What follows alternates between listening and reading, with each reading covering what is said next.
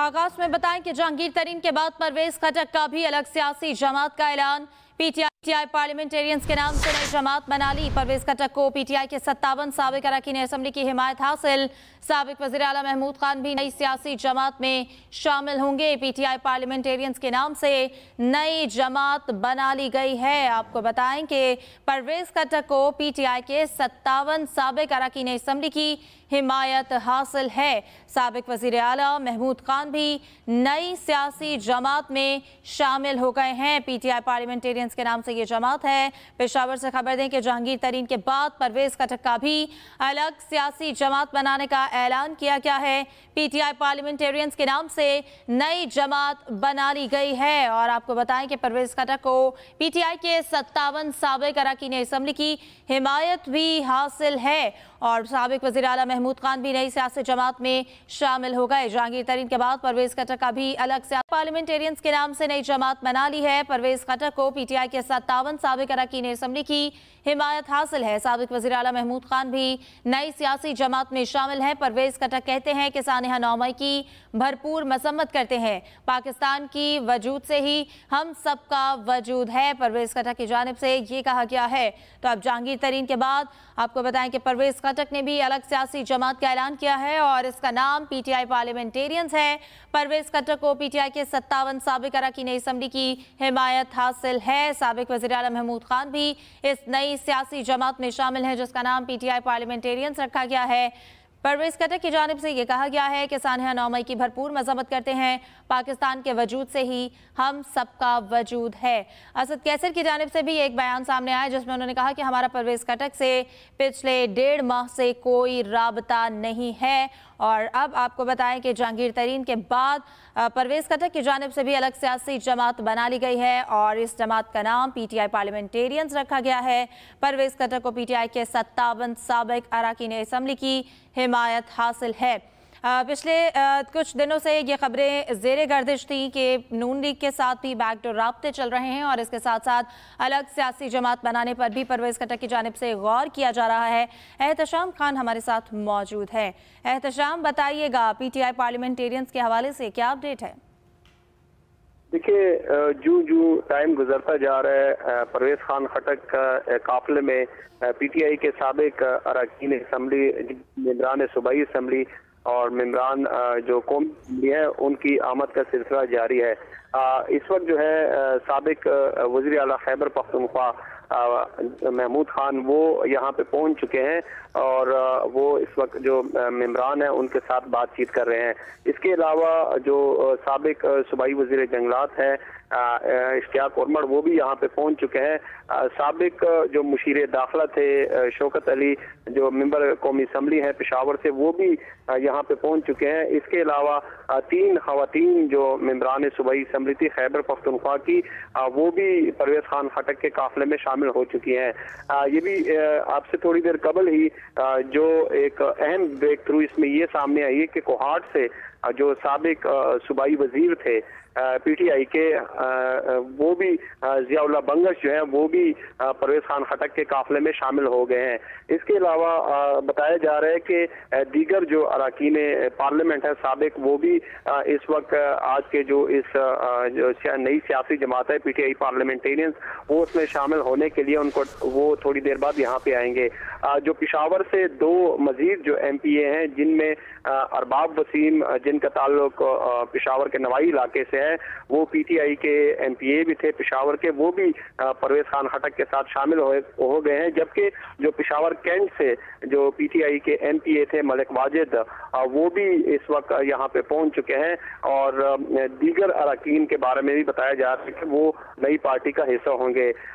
फाटा से भी एक अहम डेवलपमेंट सामने आई है। जो जमशेद थामस थे जो MNA थे फाटा से, लंडकोतल से, वो भी परवेज खान खटक की जो पीटीआई पार्लियामेंटेरियंस की नई सियासी जमात है वो उसमें शामिल हो चुके हैं।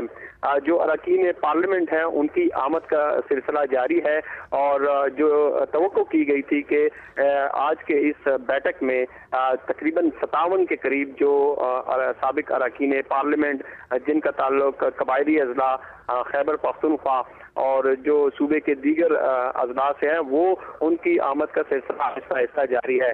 लेकिन काफी अहम पेशरफ्त ये है कि जो साबिक वज़ीर आला खैबर पख्तूनख्वा महमूद खान वो ठीक है। एहतशाम, आप हमारे साथ ही मौजूद रहिएगा। ब्यूरो चीफ पेशावर जमशेद बागवान ने भी हमें ज्वाइन किया है। जमशेद, बताइएगा, पीटीआई पार्लियामेंटेरियंस में कई नाम शामिल हो रहे हैं, कई अहम नाम हैं, क्या मजीद किसी ऐसी मेन लीडरशिप में से तवक्को की जा सकती है जो कि पीटीआई पार्लियामेंटेरियन का हिस्सा बने? बिल्कुल, आज बहुत बड़ा सरप्राइज था। जाहिर है परवेज खटक तो वो पहले भी कई पार्टियों में रहे हैं, लेकिन जो हमारे पुराने चीफ मिनिस्टर थे महमूद खान, वो काफी बड़ा सरप्राइज था कि वो भी इमरान खान से उन्होंने रास्ते जुदा कर लिए और वो भी नई पार्टी में शामिल हो गए। जो एक काफी बड़ा नाम है, जो वज़ीर तालीम भी रहे हैं पुरानी काबीना में, ज़ियाउल्ला बंगश, वो भी इसमें शामिल है। और जो सेक्रेटरी दाखिला थे पेशावर से रुकन कौमी असम्बली शौकत अली, जिन्होंने पिछले महीने पार्टी और सियासत छोड़ने का ऐलान किया था, वो भी आज मौजूद थे। और मजे की बात यह है कि कल 2 MPs को जिला इंतजामिया ने गिरफ्तार किया था, अरबाब वसीम और मलक वाजिद। वो दोनों भी आज परवेज खटक के इजलास में शरीक थे। काफी अच्छा शो किया है। 57 मेंबरान असम्बली काफी बड़ी तादाद है और उनमें वो लोग ज्यादा शामिल हैं जिन्होंने अपने हलकों में काफी तरक्याती काम किए हैं और उनका वोट बैंक भी मौजूद है। तो अब देखना ये होगा कि जो पुरानी पार्टी है, जैसे अभी भी कई नाम हैं, जैसे आतिफ खान, शाहरान तरक्की, बड़े खानदान है पीटीआई के, वो भी इस ग्रुप में शामिल नहीं हुए। जो नई पार्लियामेंटेरियन के नाम से पार्टी बनी है वो भी शामिल नहीं है।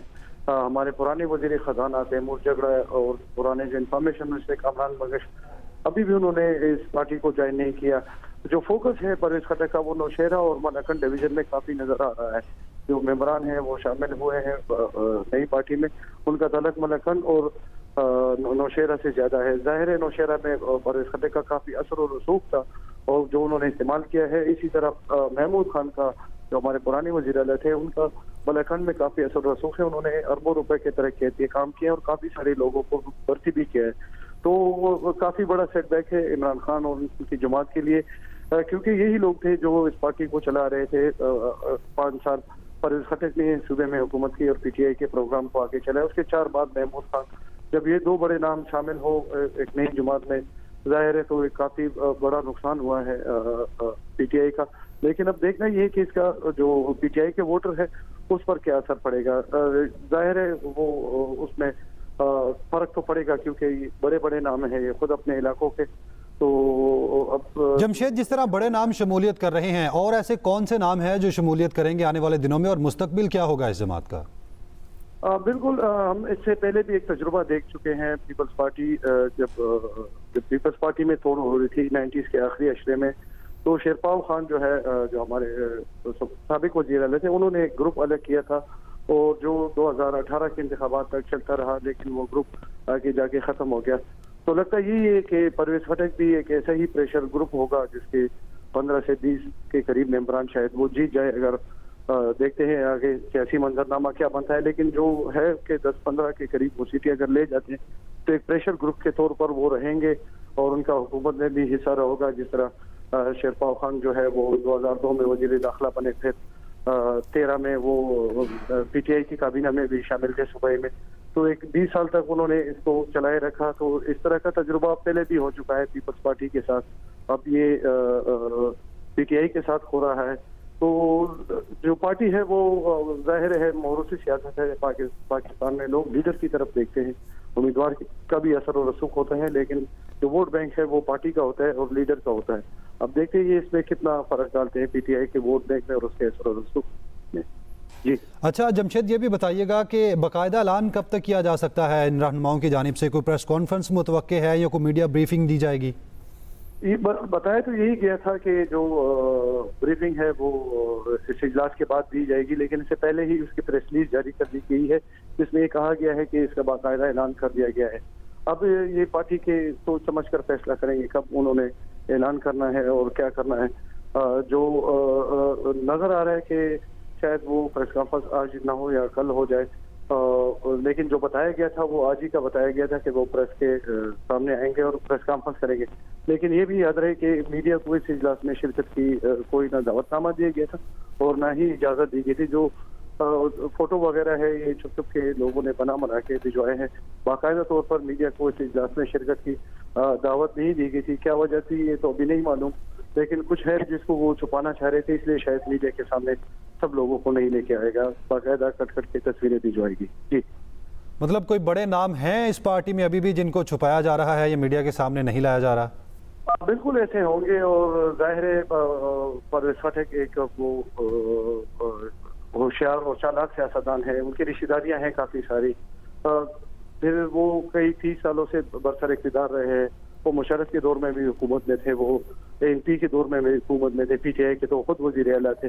तो एक लंबा उनके इक़्तिदार का सिलसिला है, उनका असर और रसूख है, उनके फैमिली ताल्लुकात हैं, तो वो काफी नुकसान पहुंचाएंगे। जैसे पहले भी ख्याल किया जा रहा था कि PTI को कोई अगर टफ टाइम देगा खैबर पख्तूनख्वा में तो परवेज खटक ही होंगे, और वो अभी जाके वो बात जो है वो सही साबित हो रही है। शायद इसी वजह से इमरान खान ने इनको दूसरी मरतबा वज़ीर आला नहीं बनाया था, लेकिन जिसको वज़ीर आला बनाया था महमूद खान, वो भी आज उनके साथ नहीं है, वो परवेज खटक के साथ मिले हुए हैं। अगरचे ये लग रहा था कि इन दोनों के जब हुकूमत थी PTI की, इन दोनों के अच्छे ताल्लुकात नहीं है और बड़ा उसमें रखना है, लेकिन वो अब पता चला कि वो ऐसा नहीं था और दोनों ही एक साथ मिलकर इमरान खान से अपने रहे जुदा कराएं। जी ठीक है, बहुत शुक्रिया जमशेद बागवान आपका तमाम तर तफसीलात से आगाह करने के लिए। अहम खबर शामिल करेंगे। कराची में सिटी काउंसिल इजलास में हंगामा आराई हुई है और हंगामा आराई की गई है। कराची में सिटी काउंसिल के इजलास में अहम खबर के हवाले से आपको अपडेट कर रखे हैं कि कराची में सिटी काउंसिल के इजलास में हंगामा आराई देखने में आई है। फुटेज में भी वाज़ेह तौर पर देखा जा सकता है कि किस तरह अरकान की जानिब से नारेबाजी की जा रही है, हंगामा आराई की जा रही है। कराची में सिटी काउंसिल इजलास में हंगामा आराई हुई है। कराची में सिटी काउंसिल इजलास में हंगामा आराई हुई है। हंगामा आराई के ये मनाजिर आप अपनी स्क्रीन पर देख सकते हैं, जिस तरह से नारेबाजी की जा रही है। ख़वातीन और मर्द शुरका की जानिब से इस टाइम नारेबाजी की जा रही है। ये कराची में सिटी काउंसिल इजलास में हंगामा आराई हुई है, जिसके मनाजिर आप अपनी स्क्रीन पर देख सकते हैं। अरकान की जानिब से हाथों में प्ले कार्ड्स भी उठाए हुए हैं जिस पर कब्जा मेयर नामंजूर लिखा गया है। कराची में सिटी काउंसिल इजलास में हंगामा आराई, जहां पर अरकान की जानिब से नारेबाजी की जा रही है। नईम खान ज़्यादा से मजीद अपडेट्स ले लेते हैं। जी नईम, बताइएगा ये हंगामा आराई क्यों हुई? जी बिल्कुल, देखिए ये जो सिटी काउंसिल का इजलास था ये हंगामा खेज था और मुतवक्के भी यही था कि यहाँ पर जो है वो आज शदीद जो है वो एक दूसरे के खिलाफ जो है वो नारेबाजी का सिलसिला जो है वो जारी रहेगा। जब मुर्तज़ा वहाब साहब ने जो है वो तकरीर का आगाज किया तो उसके बाद जो है वो तहरीक इंसाफ का जो एक ग्रुप है और जमात इस्लामी और का जो ग्रुप है उनकी जानिब से वो शदीद नारेबाजी की गई और उन पर जो है वो कब्जा, मेयर पे कब्जा नामंजूर और जो है वो झूठा के नारे जो है वो लगाए गए। जबकि जो है वो जब दूसरी जानिब से जो है वो जब मुर्तज़ा वहाब साहब ने जो है वो तहरीक इंसाफ का जो फॉरवर्ड जो ब्लॉक है उसमें असद अमान जो है वो चेयरमैन जो है जिन्होंने पीपल्स पार्टी के जो है वो उम्मीदवार मुर्तज़ा वहाब को जो है वो वोट दिया था, तो उस पर जो है जब वो जब तकरीर करने के लिए पहुंचे हैं तो उस पर PTI का जो एक ग्रुप था उस पर जो है उन्होंने हमला किया, वहां पर हाथापाई हुई और उनसे माइक छीनने की कोशिश की, जिसकी वजह से बदनज़मी हुई और जो है वो इजलास जो है वो पहले मछली बाजार का जो है वो मंजर पेश कर रहा था और उसके बाद जो है वो फिर हंगामा आराई शुरू हुई। लेकिन उसके बाद जो दो ग्रुप थे उनको जो है वो दरमियान में किया गया और इसके साथ साथ जो है वो जब हाफिज नईमुर रहमान साहब को जो तकरीर का आगाज किया गया तो उस पर जो है वो पाकिस्तान पीपल्स पार्टी और मुस्लिम लीग नून और JUI की जानिब से जो है वो शदीद नारेबाजी का सिलसिला जो है वो जारी हो गया और उस दौरान इस वक्त भी जो है वो हंगामा आराई का सिलसिला जो है वो इस तरह से जो है वो जारी है कि हंगामा खेज इजलास है, कोई कान पड़ी आवाज सुनाई नहीं दे रही है और एक दूसरे पर जो है वो धक्के भी दिए जा रहे हैं, इसलिए कि जितने मेंबरान हैं उनसे ज्यादा की जो है वो उससे कम नशिस्तें यहाँ पर सिटी काउंसिल के अंदर जो है उसमें काफी नुमाइंदे जो है वो खड़े हुए भी हैं और हाफिज नईमुर रहमान के जब तकरीर के दौरान जब शदीद नारेबाजी का सिलसिला किया गया तो उसके बाद उनका माइक जो है वो बंद कर दिया गया।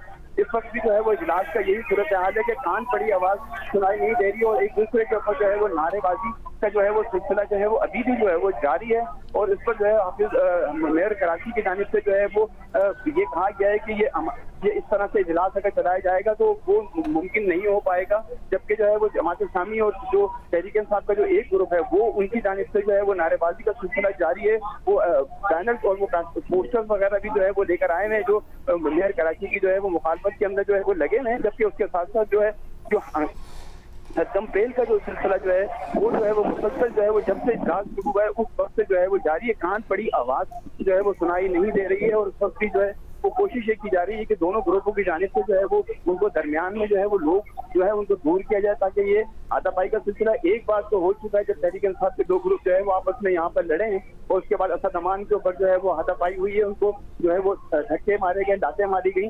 उसके बाद जो है वो एक दूसरा ग्रुप जो है वो सामने आया, उसके बाद उसका बीच बचाव हुआ और उसके बाद जमात इस्लामी और पाकिस्तान पीपल्स पार्टी के जो नुमाइंदे थे तो वो दरमियान में आए और उसके बाद उनको दोनों ग्रुपों को एक तरफ किया गया है। तो ये अभी भी सिलसिला जारी है। हंगामा जी अरकान एक दूसरे से हाथापाई की गई है। नईम खान सदा आप हमारे साथ ही रहिए। Welcome back. अल-खिदमत फाउंडेशन के डिजास्टर मैनेजमेंट प्रोग्राम के तहत सैलाब से नबरदाश्त माह होने के लिए रेस्क्यू का जदीद सामान अल-खिदमत रिस्पांस सेंटर्स के हवाले करने की तकरीब हुई है। तकरीब में secretary emergency services department Punjab doctor Rizwan Naseer, सदर Al-Khidmat foundation professor doctor Hafizur Rahman, secretary general Syed Waqas Jafri, नायब सदर सैयद एहसानुल्लाह वकास ने शिरकत की। Secretary emergency services department doctor Rizwan Naseer ने कहा, अल-खिदमत फाउंडेशन ने रेस्क्यू के पस मंजर में उम्दा काम किया। प्रोफेसर डॉक्टर हफीजुर रहमान ने कहा, डिजास्टर मैनेजमेंट अल-खिदमत फाउंडेशन की एक पहचान है। तकरीब में रेस्क्यू का जदीद साजो सामान 13 अल-खिदमत रिस्पांस सेंटर्स के हवाले किया गया। इसके साथ ही न्यूज़ टुडे से फिलवक्त इतना ही। मज़ीद खबरों और अपडेट्स के लिए आप विजिट कर सकते हैं express.pk। आप हमें ट्विटर और फेसबुक पर भी फॉलो कर सकते हैं। तो देखते रहिए एक्सप्रेस न्यूज़।